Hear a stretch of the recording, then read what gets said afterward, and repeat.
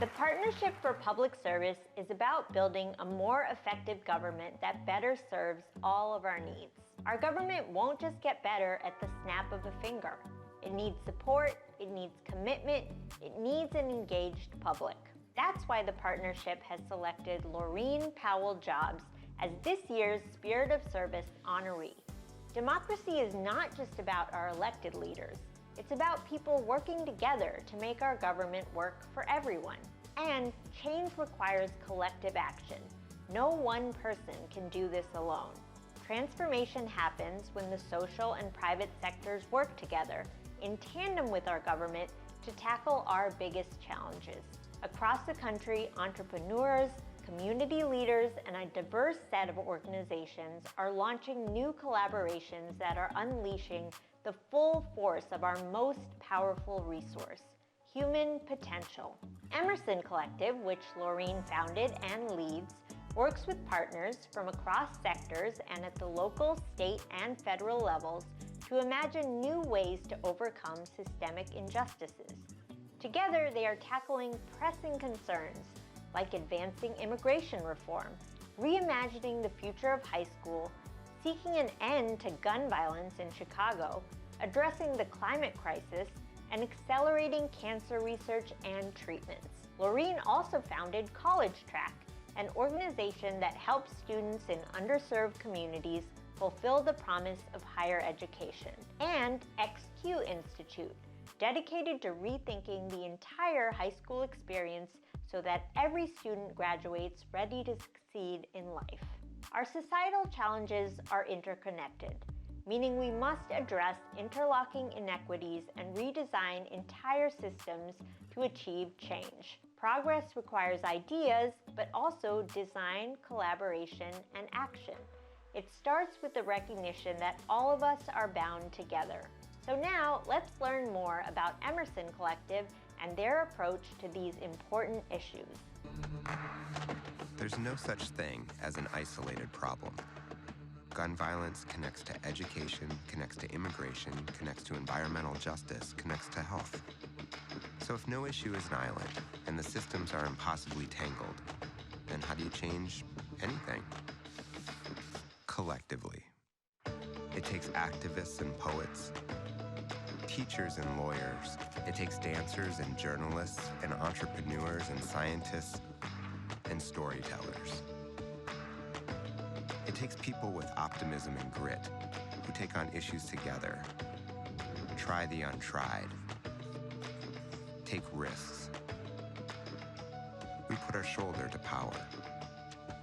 Our strength lies in our differences, in our combined talents, in our linked arms and dirty boots, and the wattage of all our brains together. Because while every one of us can change the world, none of us can do it alone. We refuse to go backwards.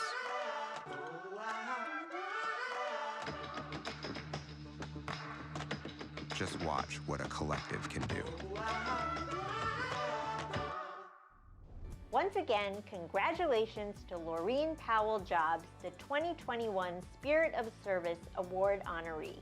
We are so proud to recognize you for your efforts to develop an engaged civic culture, build stronger communities, and create a more equitable society for all of us.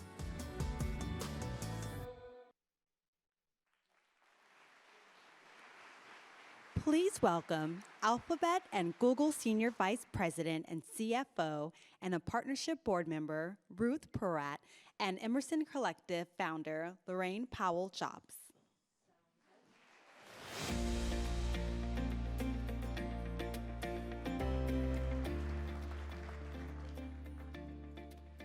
Wow. Optimism and grit. That's what the video said. That is Laureen Powell Jobs. It is so amazing to be with you. So in our brief time here, I want to start with a bit of your journey.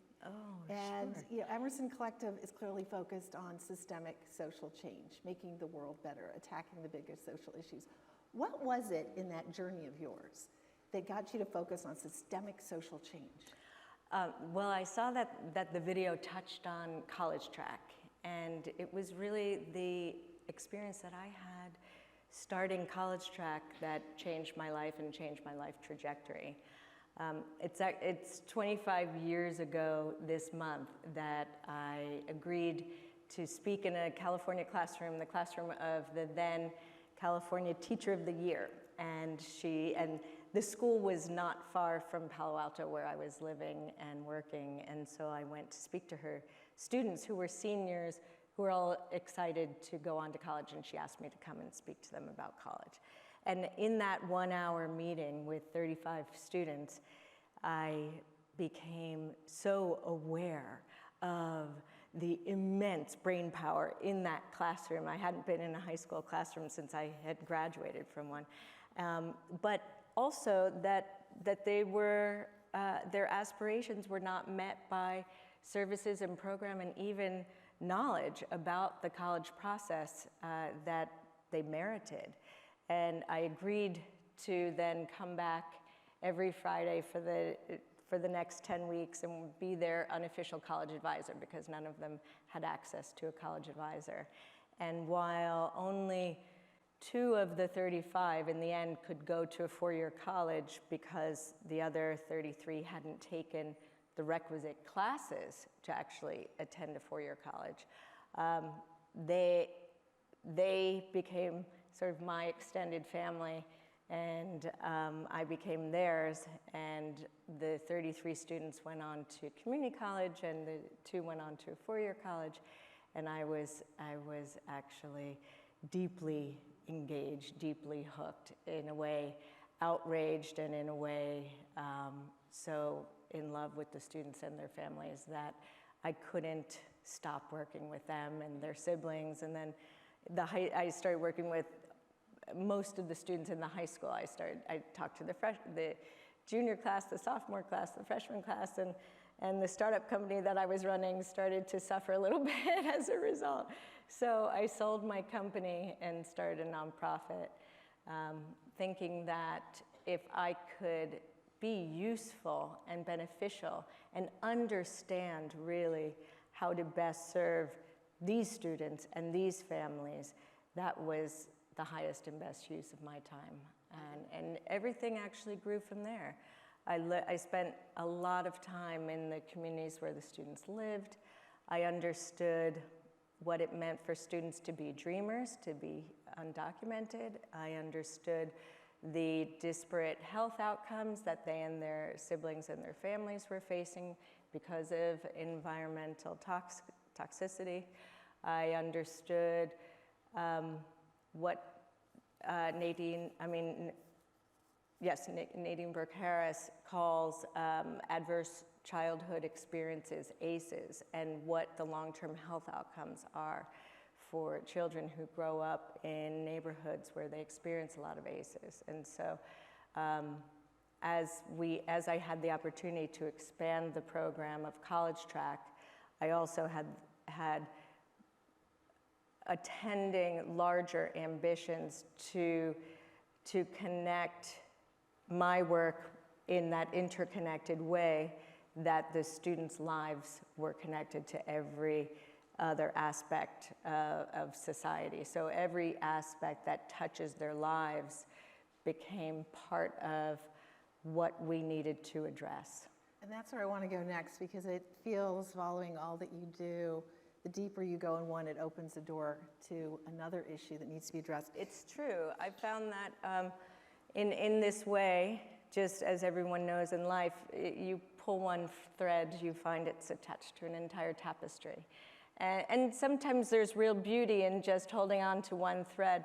But for me, I decided perhaps we could address the tapestry. So that's where I was going to go, the thread versus the tapestry, without even knowing that was the metaphor. In 2020, in the New York Times, you said, when you are working in the social sector, you actually cannot make any lasting forward movement if you're only focused on one thing. So what I would love to hear is, how do you drive real progress on one while keeping the interconnection, making sure that you're making those linkages? And so just that thread versus tapestry point, really. Yes, and in that interview, I was also speaking about the role of philanthropy and for-profit investing, and then partnering with public servants like the heroes awarded tonight, in that it requires complexity of approach when you're dealing with very complex problems.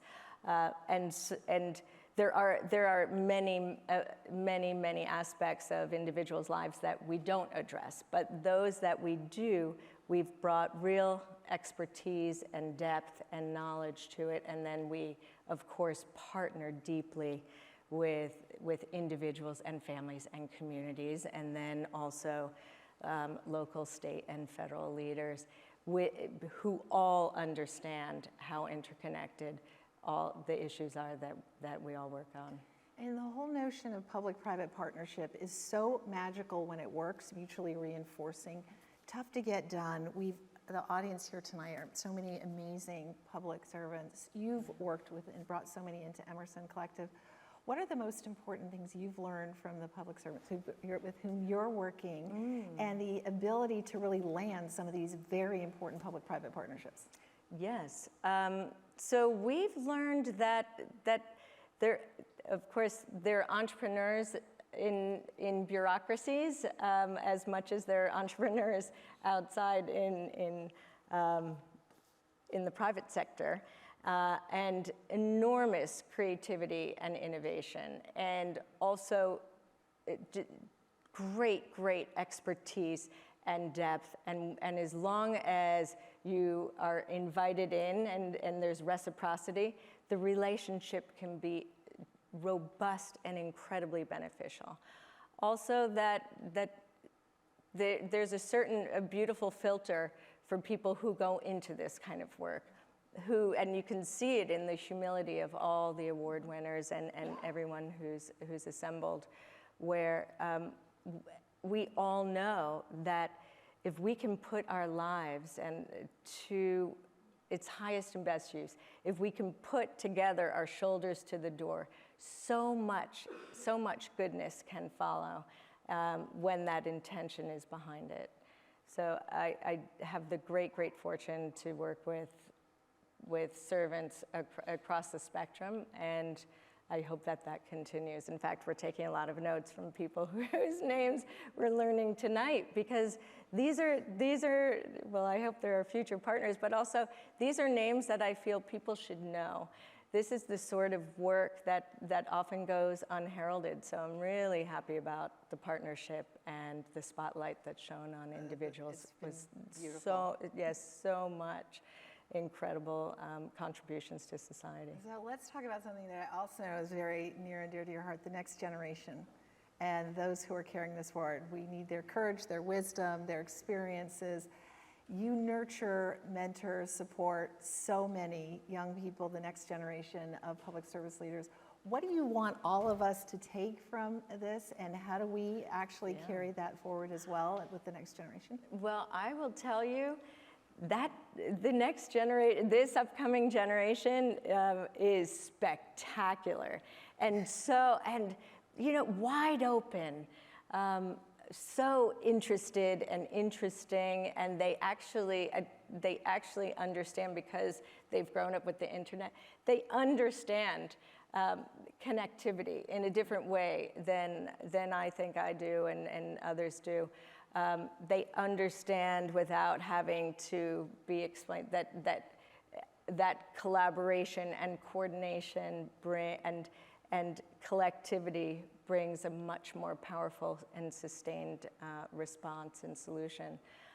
We've had a lot of interns. We have internships that are first-generation college students. We have internships across all of our Emerson Collective ecosystem, so across our nonprofit and for-profit partners.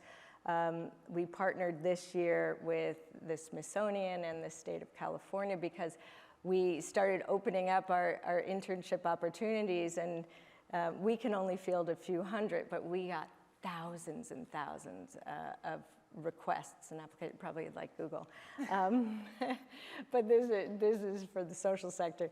And so it was really, really heartening. So the more partnerships we can build, the better, because we feel like we have an amazing channel tapped into these young leaders.